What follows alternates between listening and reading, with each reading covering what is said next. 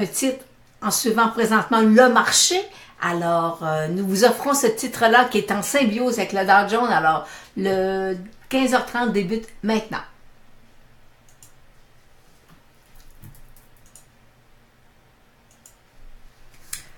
Bonjour, nous sommes jeudi le 8 février. Les marchés, c'est positif parfois et après ça, ça a tombé négatif. Alors, ce matin, les futurs étaient verts et on a un chambardement sur les marchés. Alors, présentement, le marché, je vais aller mettre je vais aller mettre mon... Ah, j'ai pas mes... Désolée, j'ai mon site est fermé pour... alors, tout à l'heure, on était en baisse de 600 points sur le Dow Jones. Alors, et on était en baisse aussi sur le marché américain. Alors, c'est ça le direct. Parfois, le système a fermé. Alors, fait qu'aujourd'hui, je vais vous présenter, j'ai eu plusieurs questions. J'en ai une qui est assez problématique, selon moi, là, alors c'est peut-être pas ce que la personne va vouloir entendre, là, mais je vais le dire, je vais le dire pareil. Alors, et on va parler on parle de Facebook, de Apple et de Amazon dans les FAG, F-F-A-G-N, et après ça, je vais parler, question de Dollarama, alimentation couche-tard, et alors on a plein de choses à vous présenter là d'ici les 15 à 20 minutes. Alors, on va aller voir le graphique du Dow Jones que j'ai placé ce matin à mes clients sur le site d'analystech.com. Alors là, vous avez présentement le Dow Jones qui est à court terme présentement. OK? Alors, et là, on voit, écoutez, là, quand je dis qu'on est à court terme, c'est que je travaille présentement avec les vagues d'Elliott. Moi, les vagues d'Elliott, je les utilise une fois de temps en temps, lorsqu'on est dans des hauts de marché ou dans des bas de marché, où on a vraiment un décompte extraordinaire là, sur les vagues, présentement sur les vagues d'Elliott avec l'indice du Dow Jones. Alors, fait qu'on a présentement là, moi ma cible, mon extension de ma jambe baissière là, qui serait une vague 5, elle tombe environ autour de 23 000 points. Alors, fait que c'est un point là, et je vous ai mis il y a de ça 2 jours sur Analystech, je vous ai mis les graphiques là du Dow Jones avec différentes techniques, là. Et le constat, c'est qu'autour de 23 000, on devrait avoir un prix plancher, là, qui devrait, là, bien nous servir, là, pour possiblement peut-être aller chercher un rebond. Bon, alors, fait que c'est pour le Dow Jones, mais là, on est vraiment à court terme, on est loin de la croix de la mort, on n'est pas... écoutez, le marché a tellement monté que c'est tout simplement normal qu'on ait un repli. On ne parle pas de crash boursier. Les titres sont, et je vous le dis depuis plusieurs semaines, les titres étaient surévalués. Alors, fait que là, on est juste, le marché va juste venir tendre là, vers un prix juste là, selon mes analyses à moi. Alors on va aller voir. Tout à l'heure, en entrée de jeu, je vous ai dit quel titre qui se travaille exactement comme le Dow Jones. Et à quelques fois dans la vie d'un trader ou d'un investisseur qui surveille vraiment les marchés, là, un peu comme moi, on découvre un titre. Puis là, tu dis, hey, écoute, il se transige bien pareil. Alors, fait que ça te permet parfois, avec les options, de faire des in and out. Et, alors, le titre en question, que présentement, qui est pareil, écoutez, si le graphique est pareil, là, c'est le graphique de Home Depot. C'est exactement la même chose. Et là, ben, voyez-vous, on a les croisements des moyennes mobiles 8,34. Alors, possiblement que on est sur un repli présentement. On va avoir des rebonds, là. Mais présentement, on est sur des replis. Alors, le titre de Home Depot, pour les gens qui veulent faire des options, à ce moment-là, vous pouvez prendre les rebonds puis les cassures et il répond vraiment bien là à ce que le Dow Jones là, nous offre. Puis, je vais aller... présentement, voyez-vous, je suis à moins 613 sur le Dow Jones.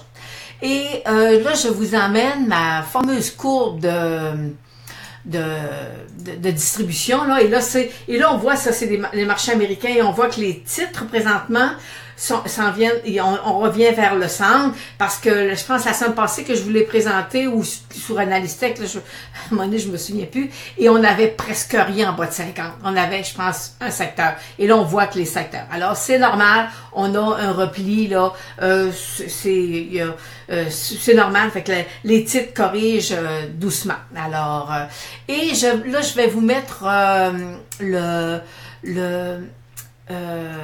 Nice High Low Index. Le Nice High Low Index, c'est lorsqu'on arrive à un niveau de 30, ça nous indique qu'il y a encore 30% des titres qui sont en signal, qui nous donnent un signal haussier.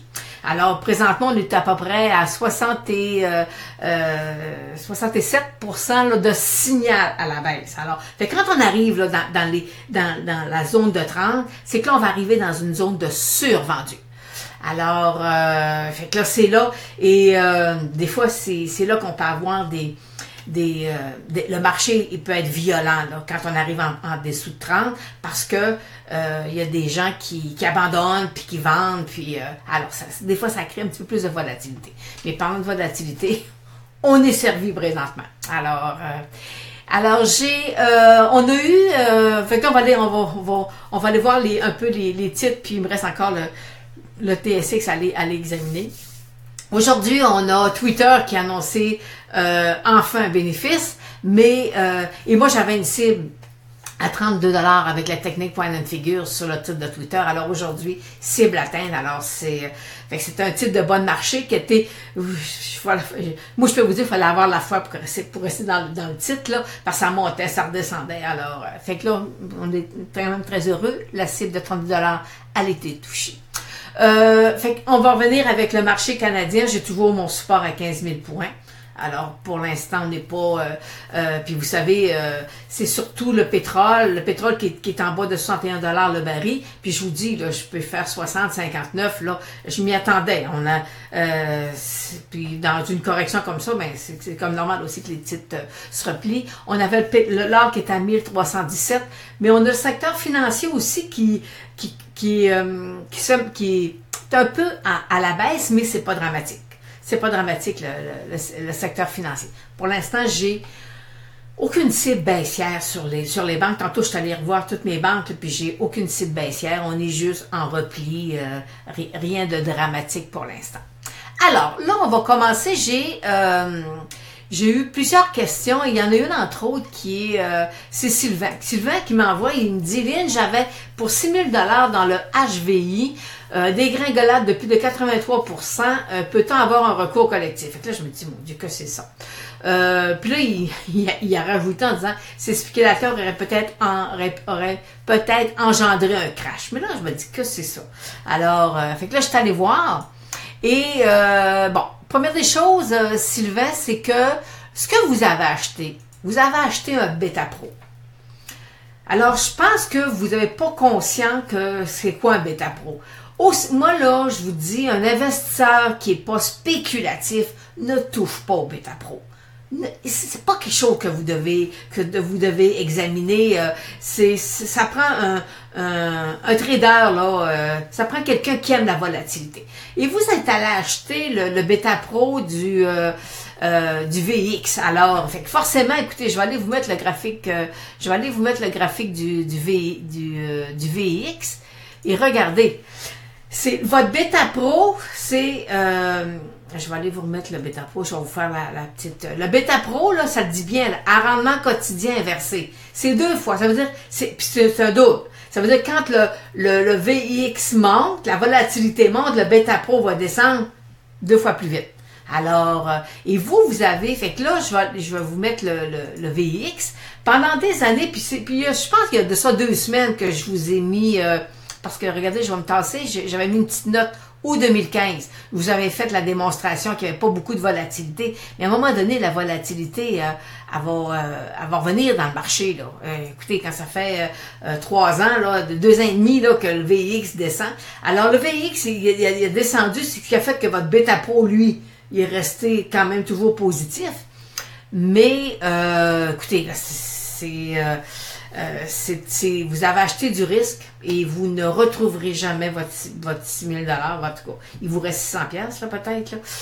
C'est les Beta Pro, c'est comme les 3X là sur le marché américain. Alors, écoutez, c'est fait pour moi personnellement, je me dis que ça devrait même pas exister sur le marché.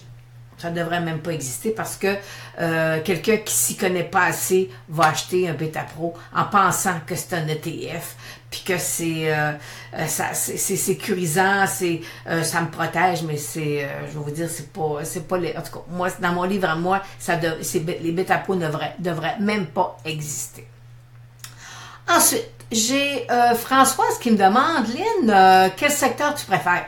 Ben, écoutez, là, le marché est en train de corriger. Alors, demandez-moi pas quel secteur que je préfère. Je suis haussière sur le pétrole, mais présentement, nos titres descendent. Et on est en train de faire des planchers, des supports. Alors, pour l'instant, moi, ce matin, j'ai fait une option. J'ai acheté un put sur un titre et je suis allé chercher une coupelle de 100 pièces puis j'ai fermé ma position. Alors, c'est ce que je transige présentement, là, puis je le fais sur du technique, là. Mais j'achète pas pour du long terme, là. Je suis pas là du tout, là. Alors, François, il y a pas grand secteur canadien, là. C'est mardi que je vous ai fait un survol là, des secteurs, là. Alors, allez revoir la vidéo de Facebook Live de mardi et vous allez voir que j'ai pas on avait plein de secteurs qui étaient peut-être vouloir en descendre ou corriger ou alors fait que pour l'instant moi j'ai pas de secteur à vous proposer. Ensuite, je vais vous parler de Apple, Facebook et de Amazon. Alors, les trois titres dans le FAAGM, et parce que présentement, les trois premiers titres selon moi, sont sur faiblesse. Et là, je vais vous démontrer que la technique point and figure, que j'ai une cible baissière sur les titres. Je vous donne pas les cibles, là. Je vais juste vous mettre j'ai mis des... je suis baissière. Alors, voyez-vous, Apple, il est sorti hors de son couloir. Il est en train de tester sa moyenne mobile 200 jours. Il va peut-être y rebondir, mais moi, à long terme, je ne suis pas haussière sur Facebook. Et même présentement, si je mets tout le fondamental, il est pleinement évalué, pour ne pas dire surévalué. Alors, moi, il n'y a pas d'argent à aller chercher avec Apple. Alors, et là, je vous mets le graphique point and figure. Je vous ai mis une flèche, la flèche ne correspond pas à la cible. C'est très, très, très visuel. Je veux juste vous montrer que je suis baissière sur le titre de Apple. Facebook, voyez-vous aussi, je suis dans un couloir haussier et il est en train de vouloir sortir de son couloir avec moyenne mobile 200 jours qui est à proximité. Et si je vous mets le graphique, le point and figure de Facebook, je suis baissière aussi sur le titre de Facebook.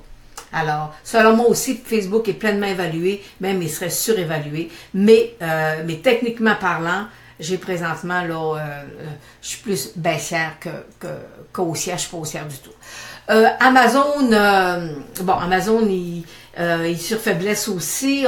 Il devrait, même si mes moyennes mobiles sont encore haussières, il va peut-être prendre un peu plus de temps, lui, à corriger, à se déplacer, puis parce qu'il y a énormément de force, là, mais pour l'instant, moi, tant et aussi longtemps qu'il ne me fera pas un nouveau sommet, désolé, Amazon, pour moi, c'est pas un achat, je suis baissière sur le titre présentement de Amazon. Alors, techniquement parlant, là, faut surveiller, voir nos sports, là, sur les gros titres. Vous savez, les gros titres, ils ont des revenus, c'est sûr qu'Amazon, il y a des multiples énormes, là, mais écoutez, on n'est pas dans la situation de 2008-2009, là. Puis en 2009, la grosse baisse de 2009, moi, c'est fin 2007 que je calculais mes cibles, puis que je regardais, puis je disais, oh, j'avais vraiment des cibles vraiment baissières, là, et à l'été 2008, tout ce que j'avais calculé fin 2007 s'est avéré être dans la bonne direction. Alors, fait que des fois, je vais faire des calculs, mais ça arrive pas nécessairement dans la semaine qui suit. Alors, et on me demandait, Aline, alimentation couche-tard. Il y a des gens qui l'adorent, qui veulent rembarquer dedans. Alors, écoutez, sous moyenne 200 jours, mes moyennes 8,34 sont vraiment baissières. Moi, pour l'instant, je ne toucherai pas au titre de alimentation couche-tard. J'ai Ghislain qui me dit, Lynn, BCA, es-tu prêt pour décoller selon tes indicateurs? Bon. Et je vous ai présenté, puis là je pense que je l'ai-tu emmené? Non, je ne l'ai pas fait. Je vous ai présenté mardi le secteur des télécoms et BCA est exactement comme le secteur. Mais regardez, sous sa moyenne mobile 200 jours qui est baissière, mes moyennes 8,34 sont comme ça. Écoutez, ça ne se revire pas comme ça. C'est selon moi, techniquement parlant, le point d'entrée n'est pas encore arrivé pour prendre position dans BCA. J'ai, oui, aussi Dollarama, hein, le chouchou des Québécois, le petit Dollarama. Alors, et j'ai Dollarama, mon support est à 153 $. Et voyez-vous, j'ai une bonne zone de résistance autour, je pense, de 140, 143 là. Alors, fait que si jamais là, le marché là, il nous donnait encore 2-3 semaines de baisse, là, ben, écoutez, les gens prennent des profits. Alors, c'est une bonne compagnie. Selon moi, elle est pleinement évaluée là, à ce prix-là. Mais fait que laissez-le descendre, puis après ça, peut-être quand le marché va repartir, ben, ça pourrait devenir un bon point d'entrée si les bénéfices sont toujours au rendez-vous naturellement. J'ai Patrick qui me demandait à l'Aramide, mais écoute, Patrick, moyenne mobile, il est tout de suite en dessous de la moyenne mobile 200 jours. Alors moi, non, touchez pas là, parce qu'il n'y a pas de volume. Puis vous savez, ma condition première, j'ai besoin de volume. Alors c'est touchez pas pour l'instant, c'est pas le temps de rentrer dans l'aramide. Ensuite, j'ai Claude qui me demande, qui me dit la hausse du prix du pétrole et des nombreux investissements en infrastructure au niveau mondial. De plus, le marché recule. Fait que là, il me dit, Lynn, est-ce que ça serait bon de rentrer dans SNC-Lavalin? Alors, bon. Et puis après ça, il a ajouté dans un autre commentaire que, parce qu'il dit, je prendrais, parce qu'il était rentré, je pense, dans MTY ou vice-versa, en tout cas. Fait que là, j'ai sorti les deux, puis je vais vous donner mon point de vue sur les deux. Alors, SNC-Lavalin, on est dans un couloir latéral, là. On est vraiment ce qu'on appelle une phase 3 là, de Weinstein, qui est une longue phase. Fait que là, petite en dessous de moyenne mobile de 100 jours. Fait que surveillez le support qu'on a présentement sur le titre, la ligne rouge. Là. S'il casse ça, ben écoutez, ça peut être un petit peu plus long là, sur le titre de SNC-Lavalin. Ensuite, vous regardez MTY. Ben MTY... mes moyennes mobiles 8,34 sont croisées à la baisse et présentement, il est supporté par sa moyenne mobile 200 jours. Est-ce qu'il va rebondir pour aller tester mes moyennes mobiles 8 courtes pour redescendre? Je serais prudente. Dans le contexte du marché, là, je serais prudente. Il faut vraiment que le marché parte à la hausse pour être capable d'aller chercher des titres, des beaux titres, là, mais sont bien évalués. Des fois, les multiples là, sont quand même assez élevés sur ces titres-là. Alors, attendez d'avoir mes moyennes. Techniquement parlant, là, c'est un petit peu plus difficile. Ensuite, alors fait qu'aujourd'hui, c'est ce qui termine présentement le 15h30. Voyez-vous, présentement, j'ai une baisse de 740 points sur le marché américain. L'or est à 1318 et mon pétrole était à 60 et 69 tout à l'heure. Alors, fait que c'est une semaine qui devrait quand même être assez baissière, assez difficile, là, mais si vous avez des gains, vous savez, des gains, là, faut prendre des fois des profits. Les petits stocks, ben, on est dans des accumulations, ils sont pas trop malmenés. Alors, c'est ce qui termine aujourd'hui le 15h30. Alors, ce qu'on va faire, c'est que je vais attendre vos questions. Je vous demande de m'envoyer des questions, des fois me faire sortir un peu de ma zone de confort, là. Fait qu'on va faire, aujourd'hui, demain, je vais faire des suivis pareil parce que même si des fois le vendredi, je fais pas de suivi aux clients, je vais en faire parce que ça bouge tellement présentement sur les marchés que j'ai besoin d'aller faire des petits checkpoints là, sur le secteur. Alors, sur certains titres de secteur. Alors, c'est sur ça que ça se termine. Alors, je vous remercie de me suivre. J'attends vos questions et on se revoit mardi prochain.